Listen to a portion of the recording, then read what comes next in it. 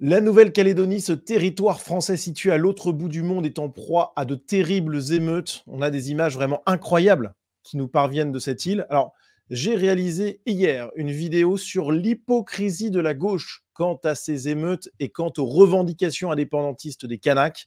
Vraiment, c'est une vidéo que je vous encourage vivement à voir pour vous rendre compte de ce double discours incroyable de la gauche. Et je vous explique dans cette vidéo pourquoi ils ont ce double discours-là. Je vous donne une clé de lecture qui vous permet de tout comprendre.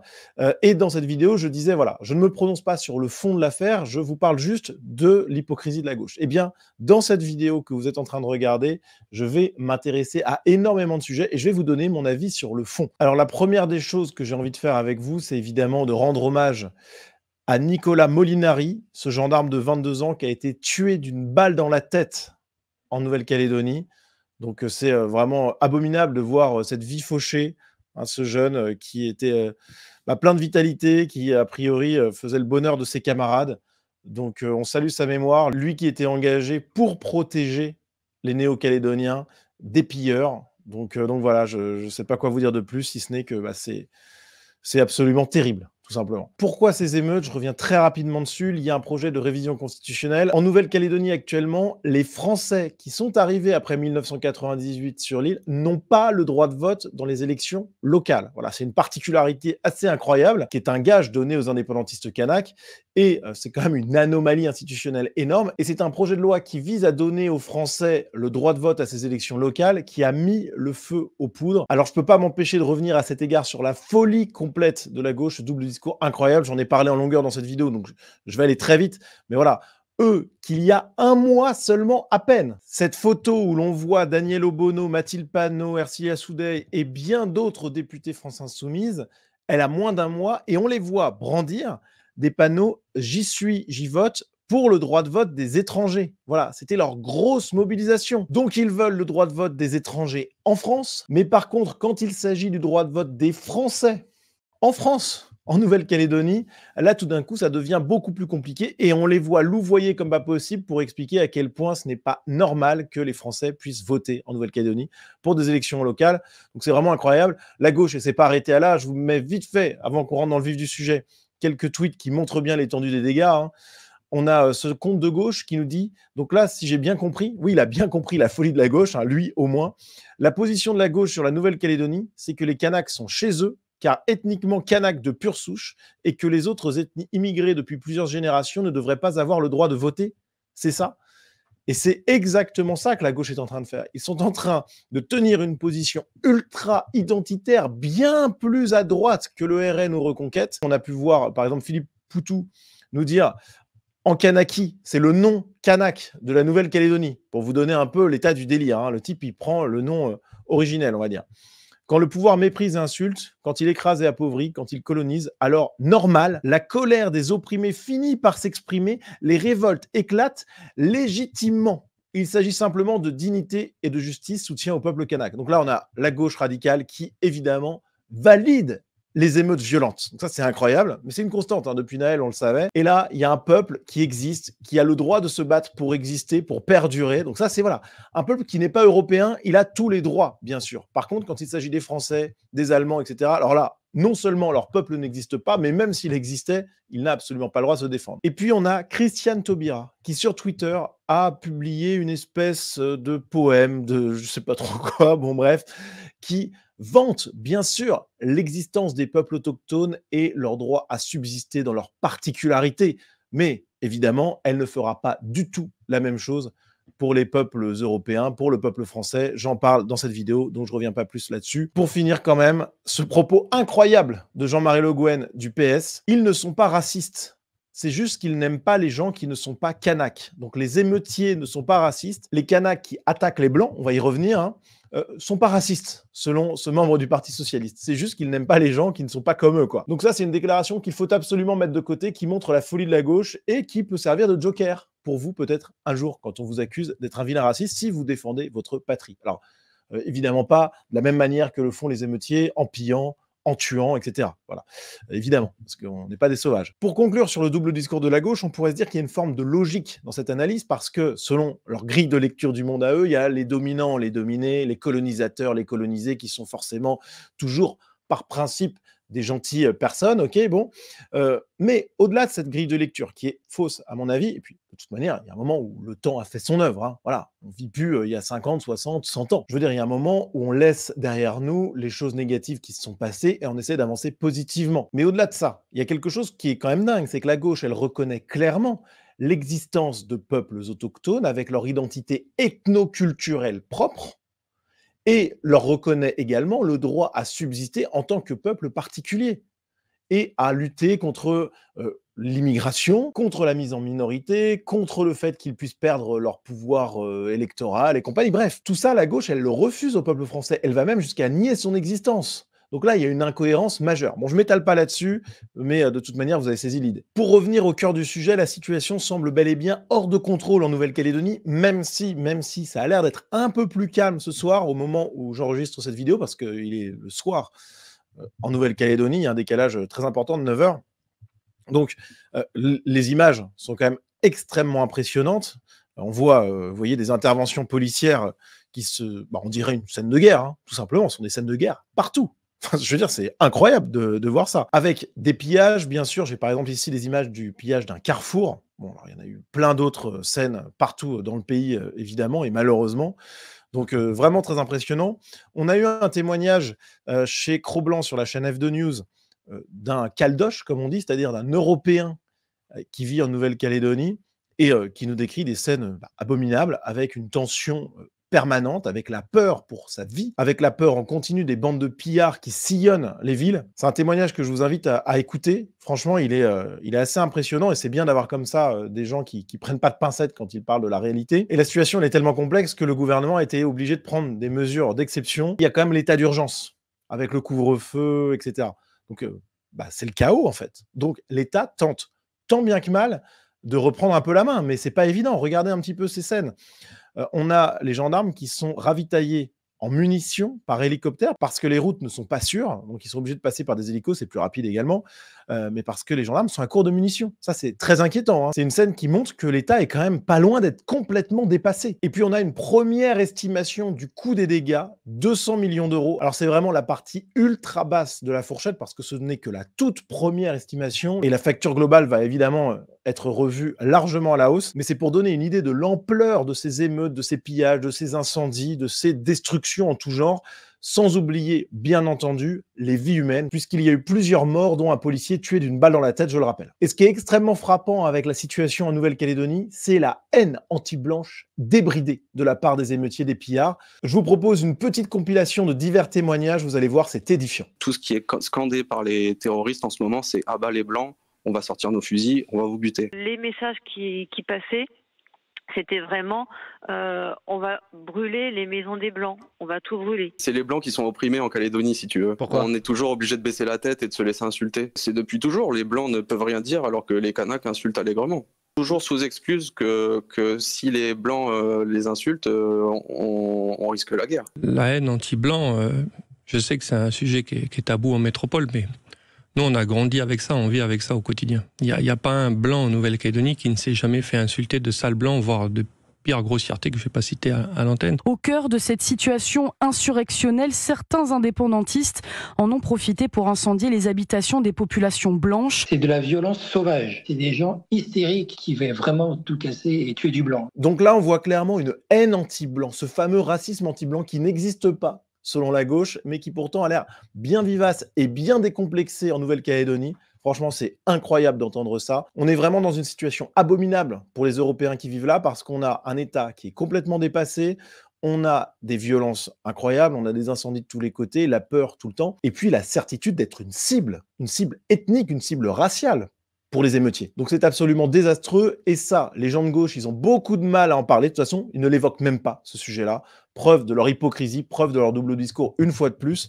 Mais c'est une situation qui est catastrophique pour les Européens qui sont présents en Nouvelle-Calédonie. Évidemment, je leur apporte tout mon soutien et je ne pense pas mentir en disant que j'apporte également le soutien de toute la communauté Sunrise, hein. Je pense que là, clairement, ils sont confrontés à une situation dramatique, situation qui préfigure peut-être si rien n'est fait, ça sera certainement le cas en tout cas, si rien n'est fait contre le gauchisme et contre l'immigration extra-européenne, ils font face à une situation qui pourrait être la nôtre dans les années, dans les décennies à venir. Et face à cette haine anti-blanc, les Français d'origine européenne vivant en Nouvelle-Calédonie n'ont d'autre choix que de s'organiser. Ils le font très bien, franchement, c'est assez impressionnant. D'abord, regardez le profil des émeutiers. Donc vous voyez un profil qui correspond parfaitement aux propos anti-blancs qui sont scandés dans leurs manifs, dans leurs pillages, etc. Et en face, eh bien, on a des gens qui décident de se mobiliser, des Français d'origine européenne, qui savent qu'ils sont en danger et qui protègent leur maison, leur commerce, leurs entreprises, leur lieu de vie, tout simplement leur famille et leur vie. Voilà. Et on les voit donc qui sont là. Alors, on a donc des Français d'origine européenne, on les voit. On a le fusil à la main, donc une barricade communautaire, un petit t-shirt Volcom. Donc là, on est vraiment sur un univers Sunrise involontaire, évidemment. J'essaie de sourire un peu de la situation parce que voilà, on les voit vraiment mobilisés, tous ces Français d'origine européenne qui défendent leur quartier. C'est assez impressionnant. Alors attention, évidemment, il n'y a pas que des Français d'origine européenne dans ce que les médias ont appelé des milices, mais ce n'est pas des milices. En fait, ce sont des résistants à la terreur. C'est voilà, c'est pas la milice, ça fait peur comme terme. Ça, c'est vraiment un terme de gauchiste médiatique. Ça. Ils sont malins, les mecs en face, parce qu'ils sont en train de diaboliser des gens qui défendent leur maison, qui défendent leur famille. Donc, dans ces groupes de résistants à la terreur et aux attaques, il y a aussi des Kanaks. Voilà, il n'y a pas que des Européens à 100%, il y a aussi des Kanaks. Pour ça, je vous renvoie aux témoignages recueillis par Cro-Blanc pour avoir plus d'éléments. Mais voilà, c'est quelque chose qu'il faut avoir en tête. Il y a quand même des Kanaks qui veulent aussi participer à l'effort contre la terreur. Bon, ça n'empêche que par contre, chez les émeutiers, il n'y a pas beaucoup d'Européens, voire aucun. Ça, c'est aussi quelque chose qu'il faut avoir en tête. Et ces groupes de résistants, eh bien, ils sont parfois au contact avec les émeutiers. Il y a parfois des drames qui s'en suivent. On a par exemple un émeutier qui a été abattu par une milice citoyenne. Je ne vous mets pas les images parce que sinon la chaîne saute. Hein. Mais pareil, il y a eu des échanges de coups de feu. Enfin voilà, vous imaginez, c'est la guerre civile en fait. C'est ça la fameuse guerre civile dont beaucoup parlent. Bah, elle est là en Nouvelle-Calédonie. Dès qu'il n'y a plus de limite à cette haine anti-blanche, eh bien voilà ce que ça donne. Ça donne des affrontements à coups d'armes à feu. Et encore, heureusement, les Calédoniens sont très bien armés, sont très bien protégés. Parce que sinon, ça serait un bain de sang en fait. Et alors évidemment, la gauche, elle, dans ces cas-là, qu'est-ce qu'elle fait? Elle prend fait et cause pour les émeutiers, qui sont dans son discours, mais qui est digne de la maladie mentale la plus folle. Ces émeutiers, ils seraient victimes des milices. Regardez ce tweet de Raphaël Arnaud, leader des Antifa. Terreur en Nouvelle-Calédonie. Des milices d'extrême droite, colons, bourgeois et suprémacistes blancs, s'organisent, s'arment et attaquent des Kanaks autochtones.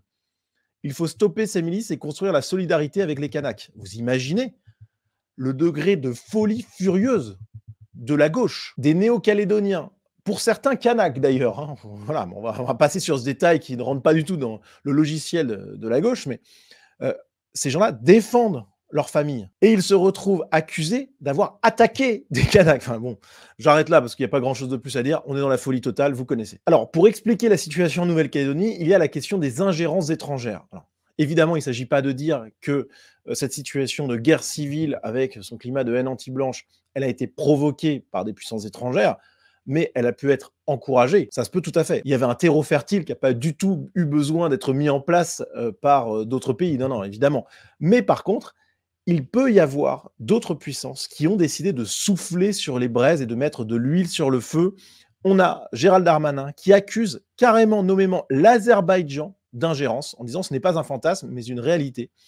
Et on a pu voir, c'est vrai, eh bien une indépendantiste kanak au JT de TF1 qui arbore un t-shirt avec le drapeau de la Nouvelle-Calédonie et effectivement de l'Azerbaïdjan. Donc ça, c'est assez incroyable. Et on a de nouvelles données qui nous montrent bien que la Nouvelle-Calédonie a fait l'objet d'opérations de déstabilisation de la part des services secrets turcs et azerbaïdjanais. C'est Europe 1 qui nous en parle en disant le 1er mars 2024, des représentants du peuple autochtone kanak se sont rendus à une conférence internationale sur la décolonisation dans la capitale turque. Selon une source du renseignement intérieur, les frais de transport de la délégation kanak ont été payés par les services secrets de l'Azerbaïdjan. Alors derrière l'Azerbaïdjan et la Turquie, il y aurait, selon les informations d'Europe 1 qui reprend des spécialistes du renseignement, il y aurait l'ombre de Moscou et de Pékin qui mènent une guerre d'influence et de déstabilisation contre la France. Et il se peut tout à fait que ça ait joué un rôle significatif, peut-être pas important, peut-être pas majeur, mais en tout cas un rôle quand même dans le déclenchement de ces émeutes. Et c'est pas rien, donc ça me paraît important d'en parler. C'est pas pour autant que ça déculpabilise en quoi que ce soit les racailles sur le terrain, hein, clairement pas, mais c'est quand même quelque chose qu'il faut prendre en compte. Alors, que faire face à ces émeutes, face à ces pillages, et surtout, que faire de la Nouvelle-Calédonie? Voilà, ça, c'est une question qui est quand même importante, c'est le sujet de fond. Voilà. Qu'est-ce qu'on fait? Et globalement, on va pas se mentir, hein, est-ce qu'on donne l'indépendance à ce territoire ou au contraire, est-ce qu'on assoit de manière définitive l'autorité de la France? Voilà, c'est pas compliqué, c'est ça l'alternative. Alors, quelques éléments de contexte quand même. La Nouvelle-Calédonie s'est déjà exprimée par référendum sur son appartenance ou non à la France, sur son indépendance ou non, et les résultats ont été clairs. 57% des électeurs néo-calédoniens ont décidé de rester dans le giron français, de refuser l'indépendance. Voilà. Donc c'était en 2018. Il y a eu d'autres référendums, mais qui ont été marqués par l'abstention volontaire des indépendantistes, etc. Donc celui de 2018, c'est celui qui fait référence. Bon, et le résultat est quand même très clair. Alors, par contre, on note une disparité ethnoculturelle extrêmement forte dans les résultats, puisqu'on a un vote communautaire parfaitement clair, avec les Kanaks qui ont voté massivement pour l'indépendance. Comme le note la Fondation Jean Jaurès, de gauche, hein, s'il vous plaît, on voit une polarisation extrêmement nette du corps électoral selon une logique ethno-démographique. Donc on a quand même une île qui est fracturée avec, c'est vrai, un peuple autochtone qui est plutôt favorable à l'indépendance. Et c'est là où il y a un débat de fond qui est d'une importance capitale. Qu'est-ce qu'on fait aujourd'hui de la Nouvelle-Calédonie, sachant que les autochtones ne veulent plus rester au sein de la France, bon, même si, à mon avis, ils ont énormément à perdre, enfin, c'est pas à mon avis, c'est évident, objectivement, ils ont énormément à perdre avec l'indépendance. D'ailleurs, ça ne serait pas une indépendance qui durerait très longtemps, à mon avis, il y aurait très rapidement un rapport de suggestion qui se mettrait en place avec d'autres forces, par exemple la Chine, au hasard, mais bon, il y a d'autres possibilités. Mais voilà, c'est pas possible que la population kanak subvienne à ses besoins et maintienne le niveau de vie actuel en restant totalement indépendante. La France apporte aux Kanaks tellement de choses positives qu'ils auraient du mal à se passer de nous concrètement. Mais bon, en fait, la question qui se pose à nous, c'est la question de la liquidation ou non de l'héritage colonial français. Alors c'est passé, hein, cette histoire-là quand même, ça fait des décennies et des décennies que c'est entériné, que la Nouvelle-Calédonie fait partie de la France, mais malgré tout, c'est vrai que c'est un reste de l'empire colonial français. Le peuple kanak a été colonisé par les Français, son territoire a été conquis par notre pays, et donc c'est tout à fait compréhensible qu'il y ait un ressentiment contre nous de leur part, même s'ils pourraient quand même accepter qu'on leur apportait la civilisation, le confort, le progrès, etc. Mais bon, ça, c'est sûr que c'est quelque chose qui, chez les peuples colonisés, à part peut-être chez les Asiatiques, mais globalement, chez les peuples maghrébins, par exemple, ou là, le kanak, cette gratitude qui aurait pu être la leur, en fait, elle se transforme en ressentiment, en jalousie, en haine. C'est donc compréhensible qu'ils veuillent pour beaucoup être indépendants. Maintenant, c'est à la France de faire son choix. Est-ce qu'on veut faire respecter le principe du droit des peuples autochtones à disposer d'eux-mêmes jusqu'au bout?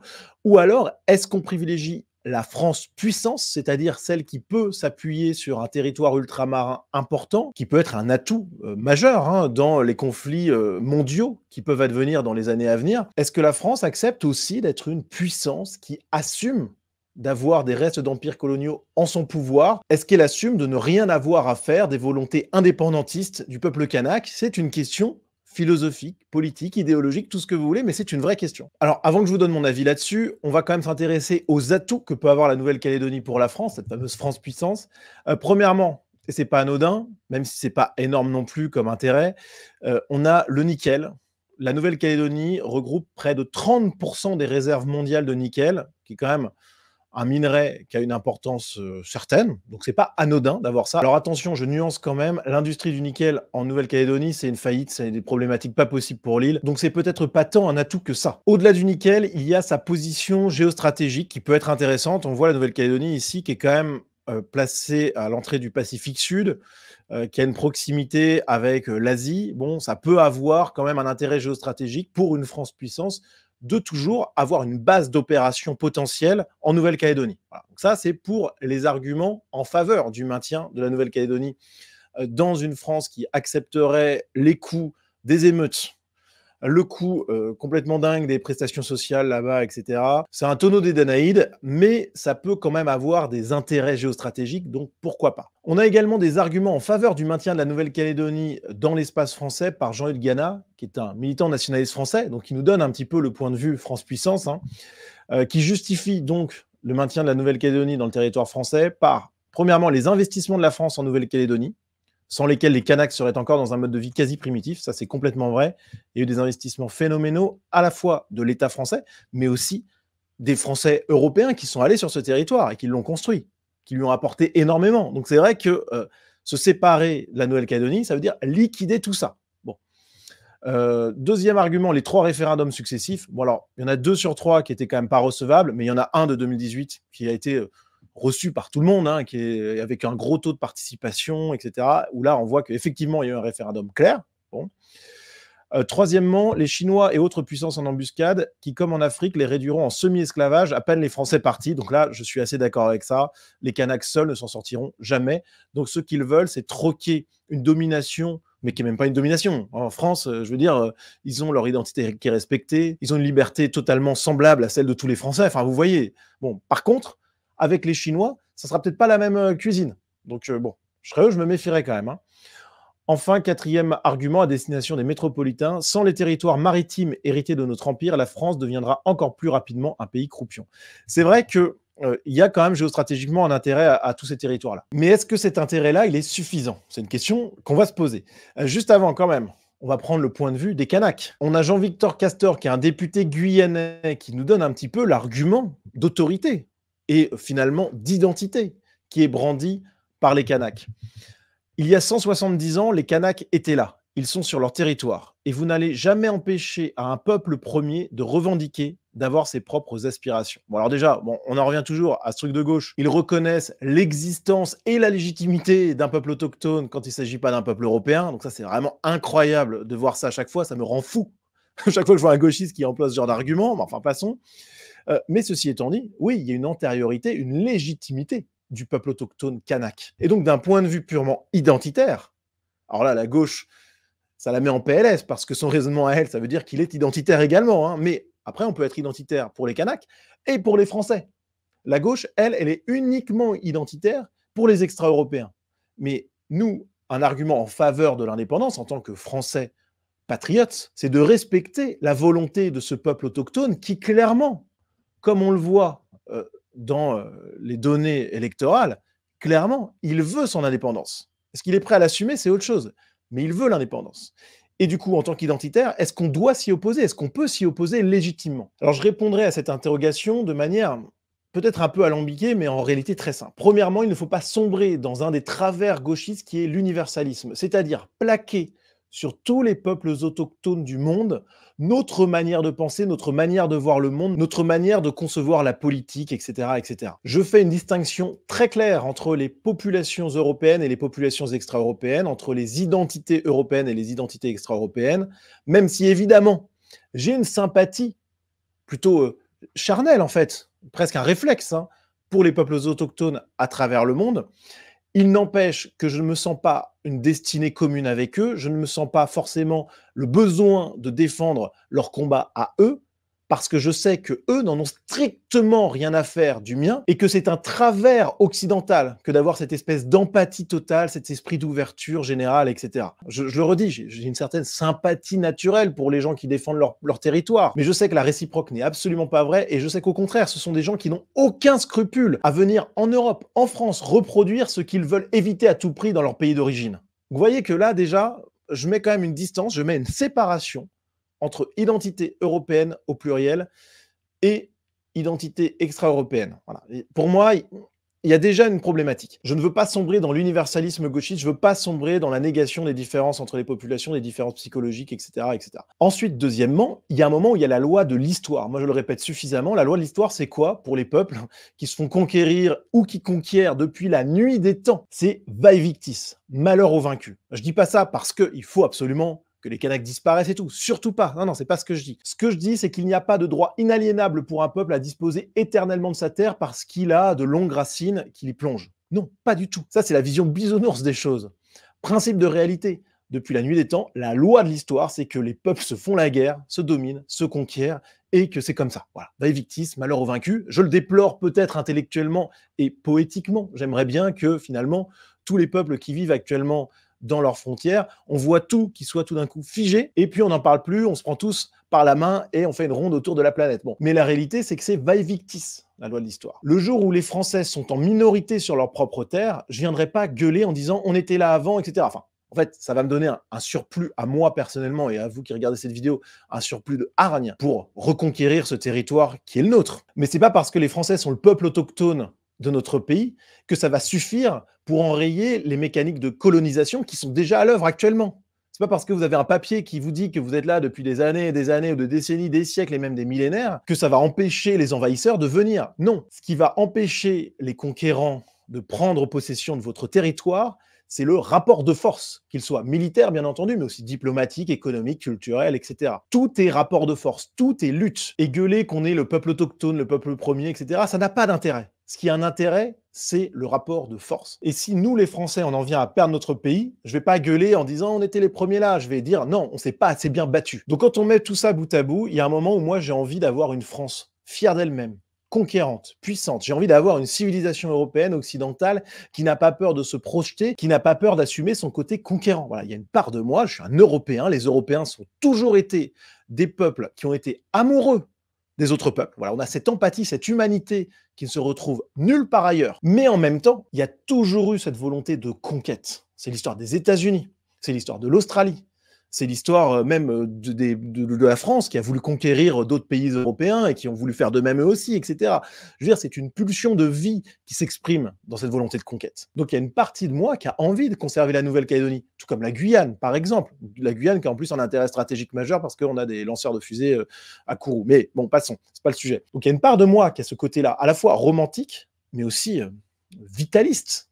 Voilà, en disant, non, mais attendez les gars, là, c'est pas des mecs qu'on a sortis même pas du tiers-monde, qu'on a sorti du degré zéro de la civilisation. C'est pas des mecs comme ça qui vont nous dire quoi faire. C'est pas eux qui vont se mettre à chasser des blancs dans une partie du territoire de notre pays et à nous donner des leçons politiques. C'est pas possible. Mais il y a aussi une autre partie de moi qui effectivement voudrait que tous les principes identitaires soient appliqués également sur le globe, ou en tout cas qui voudrait que dans le cas des Kanaks, leur volonté propre d'individus autochtones soit respectée. Je trouve ça honnêtement anormal et un peu dégueulasse que ces types veuillent quelque chose politiquement, qu'ils l'expriment. On le voit avec l'analyse des votes pour le référendum 2018. Voilà, ils veulent partir, en tout cas, ils veulent autre chose. C'est débile, je pense, mais c'est quand même compliqué pour ce peuple autochtone de voir un peuple étranger qui vient, qui s'installe et qui impose ses lois et qui empêche les autochtones d'avoir voix au chapitre. Ça, je comprends en fait ce truc-là. Et en tant qu'identitaire en France, c'est-à-dire qui défend l'identité française et même plus largement l'identité européenne, qui lutte contre la colonisation aussi de notre pays et de notre continent, qui lutte contre des changements ethno-culturels ultra violents, ultra rapides, qui mettent en danger notre pays, je ne peux pas être incohérent et soutenir les autochtones en France tout en disant que les autochtones kanaks doivent être mis au pas. Il y a un moment où vous voyez qu'il y aurait une incohérence énorme et je ne vais pas fustiger l'incohérence de la gauche pour ensuite me vautrer dans une incohérence identitaire moi-même. Avec quand même le bémol, c'est qu'à l'instant, je vous ai quand même parlé du fait qu'il y a une identité européenne qui est aussi celle de la conquête, etc. Et que la France puissance, je suis désolé, mais la France puissance qui en plus apporte la civilisation, etc., c'est pas pour le pire pour les autochtones. Je veux dire, quel Kanak aurait concrètement envie de retrouver le niveau de vie de ses ancêtres avant l'arrivée des Français? Aucun. Il y en a qui le diraient, mais qui auraient vraiment envie de le faire?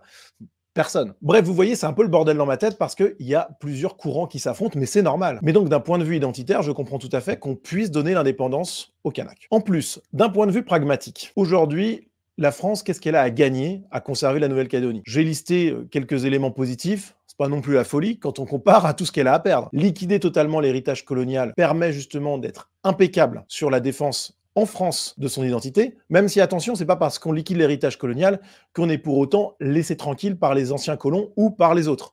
Typiquement, l'Algérie a obtenu son indépendance, ça n'empêche pas les Algériens de venir coloniser notre pays à nous. Donc attention à ça aussi. Vous voyez, je vous dis plein de choses contradictoires en même temps, mais parce que la situation est complexe. Voilà, et je ne vais pas vous donner une réponse tranchée, quoique. Franchement, si je devais donner une réponse tranchée, je pense que ça pencherait quand même pour l'indépendance. Voilà, on s'en fout un peu de la Nouvelle-Calédonie, l'intérêt géostratégique maritime, bon, il existe, le nickel, c'est ok, c'est vrai qu'il y a un intérêt, mais en fait, stop, voilà, stop. On n'en veut plus, on les laisse faire. D'ailleurs, ça pourrait être une très bonne expérience de voir un petit peu ce qui se passe. On pourrait aussi envisager de couper l'île en deux, parce que vous le voyez sur les cartes, elle est coupée. La partie nord de l'île, bon, bah, c'est les Kanaks qui veulent l'indépendance. La partie sud, c'est les Kanaks et les Européens qui veulent rester en France. Ben, on pourrait la couper en deux. On pourrait dire, ben, les gars, on vous fait votre moitié de pays. Alors, le problème, c'est que ça finirait comme ça finit déjà, entre Haïti et la République dominicaine. Bon, bah, vous voyez ce qui se passe. C'est un enfer pas possible.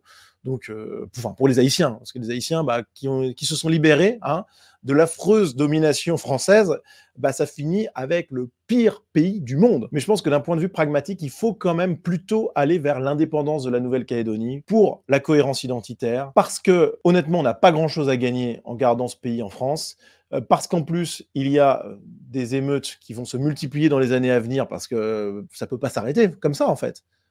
Les Kanaks, les plus excités, ils vont pas se calmer. Et puis parce qu'on entre dans un monde où la France puissance, on peut le regretter, c'est mon cas, on peut le déplorer, mais la France puissance et même l'Europe puissance de manière générale, c'est quand même en train de devenir un souvenir. J'aimerais bien que ça soit le futur, attention, et je vais me battre pour ça, mais pragmatiquement, on est quand même en train de voir notre influence réduite, et donc je dis plutôt se séparer à peu près calmement des boulets qu'on a au pied, plutôt que dans la douleur, voire de manière catastrophique dans quelques années, dans quelques décennies. Après, la solution de couper le pays en deux est peut-être la meilleure finalement, parce que ça nous permettra en plus d'avoir un cas pratique de ce que c'est un pays qui est laissé à des autochtones extra-européens, non asiatiques, je précise. Généralement, ça se finit très très mal. Voilà. Ça se finit très mal, ça se finit dans le cannibalisme, la pauvreté extrême, bref. Et à ce moment-là, peut-être que les Kanaks rappelleront les Français au secours, les vilains colonisateurs, et dans ce cas-là, ça remettra les idées en place de beaucoup de monde. Donc c'est une possibilité. En tout cas, ce qui est certain, c'est que ce qui se passe en Nouvelle-Calédonie, ça doit vraiment être un avertissement, mais sans frais, pour nous, pour tous les Français d'origine européenne, les fameux, puisque maintenant on a le droit d'en parler. Ces images qui nous viennent de Nouvelle-Calédonie, elles nous rappellent que nous devons tout faire pour lutter contre le gauchisme et l'immigration extra-européenne, ces deux phénomènes étant évidemment intimement liés, parce que sinon, notre avenir ressemblera à ces images atroces, un mélange de Liban, de Brésil, d'Afrique du Sud, avec la haine anti-blanc complètement dingue qu'on a pu voir en Nouvelle-Calédonie, et ultimement, avec la disparition du peuple autochtone français, celui-là, ce qui serait un drame absolu. Voilà les amis, merci à vous d'avoir regardé cette vidéo jusqu'au bout, j'espère qu'elle vous aura plu. Pour le petit côté technique, je peux vous dire que là, je vais vous demander votre soutien, mais là, je crois qu'on arrive en fin de vie de mon dispositif d'enregistrement avec mon ordinateur qui est au bout du bout. Bref, j'ai dû faire cette vidéo en 2 fois, j'espère que ça se verra pas trop, que j'aurai pas trop de perte de qualité, je sais pas du tout ce que ça a donné, j'espère que c'était pas trop mal. Bref, si vous voulez soutenir mon travail, si vous voulez m'aider à racheter un nouvel ordinateur. Là, je pense que celui-ci, il est en train de fumer. Là. Vous pouvez aider à la diffusion de nos idées communes en me soutenant sur Tipeee. Vous avez le lien en description de cette vidéo et vous accédez en contrepartie de votre soutien à la communauté Sunrise avec du contenu exclusif, un canal Telegram. Vous avez aussi la possibilité de me faire un don ponctuel. Vous avez le lien en description également. Merci d'avance les amis et à très vite.